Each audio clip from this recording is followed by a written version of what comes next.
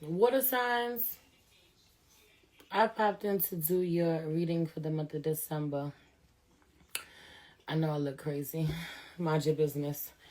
Anyway, I'm going to give a collective message for all of the water signs. Then I'm going to go straight into Cancer, then Scorpio, then Pisces, individual reads, okay?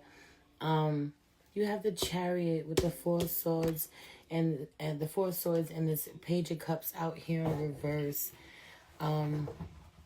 Man, making great strides, great progress in the month of December. Absolutely going to come out on top, come out on the other side of some sort of struggle, rut that you've been in. I feel you becoming very blessed. But there being a great disconnect from what your actual reality is and what your mind is telling you your reality is, what your mind is where your mind is telling you you actually are. A lot of healing needing to be done. A lot of shifting one's perspective.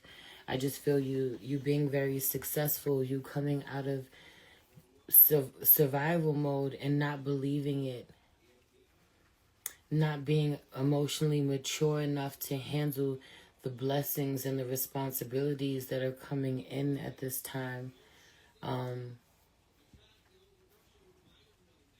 Being very overwhelmed.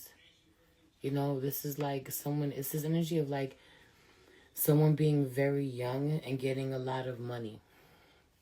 They're guaranteed, almost guaranteed to make poor decisions with it.